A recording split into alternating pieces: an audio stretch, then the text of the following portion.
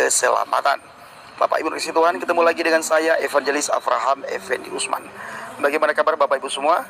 Tentu luar biasa. Nah, hari ini saya berada di Bandara Kuala Namu, Medan, menuju ke Jakarta.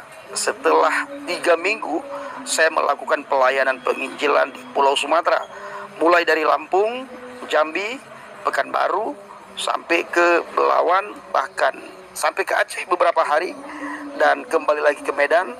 Dan hari ini Bapak Ibu, saya berangkat kembali ke Jakarta. Nah, saya mengucapkan terima kasih kepada Bapak Ibu semuanya yang selalu mendukung pelayanan HBG. Assalamualaikum warahmatullahi wabarakatuh.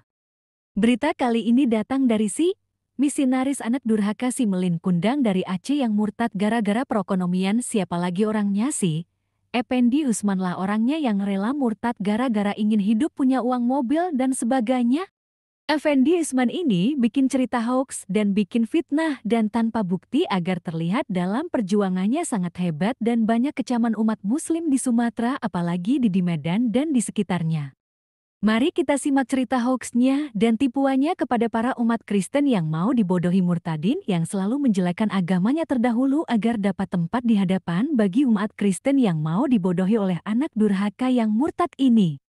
Sempat terjadi diskusi Bapak Ibu, bahkan orang tersebut sempat mencaci maki saya, sempat mengancam saya, dan sempat mengusir saya. Lalu saya berkata, apalagi kepada orang itu, kami tidak pernah terusik dengan iman Anda, kami tidak pernah terusik dengan suara iman Anda, bahkan kami tidak pernah mengganggu bagaimana Anda membawa agama kepada orang-orang yang sudah punya agama, khususnya ketika orang Anda mengislamkan orang Kristen dan orang Katolik. Kami tidak pernah terusik, kami tidak pernah merasa terganggu, kami tidak pernah merasa marah, kami tidak pernah menghina Anda, kami tidak pernah mencaci maki Anda. Kenapa Anda mencaci maki saya?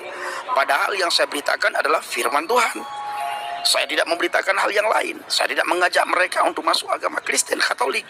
Saya hanya mengajak mereka untuk percaya kepada Yesus. Karena satu-satunya cara, satu-satunya jalan menuju ke surga itu hanya melalui Yesus Kristus. Bila orang tidak percaya kepada Yesus, maka firman Tuhan katakan orang itu berada dalam kebinasaan. Bapak Ibu, saya sempat dipegang di kerah baju, lalu saya katakan, kalau Anda berani pukul saya, maka saya akan laporkan Anda ke kantor dan saya akan laporkan Anda ke pihak yang berwajib.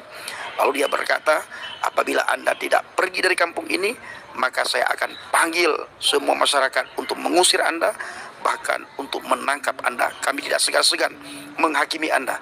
Darah Anda halal, bla bla bla bla. Banyak hal yang kita alami Bapak Ibu selama beberapa hari saya di Matra ini.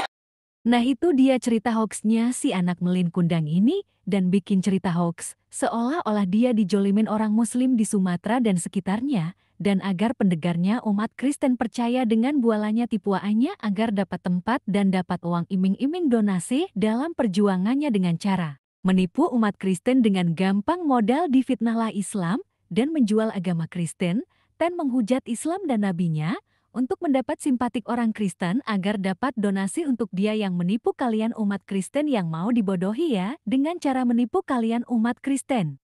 Kalau masih gak percaya, mana buktinya kalau Effendi Usman ini dijolimin umat muslim di Sumatera dan sekitarnya. Dan kita bandingkan dulu misionaris seperti Risuli Lubis. Risuli Lubis aja bikin bukti kalau dia dalam penginjilannya dengan cara kalau dia mengalami sesuatu dan contoh di saat dia kecelakaan atau diusir dari daerah tersebut, atau di dalam penginjilannya itu dia pernah menginjili orang sampai masuk ke rumahnya dan mendoakannya dan lain-lain.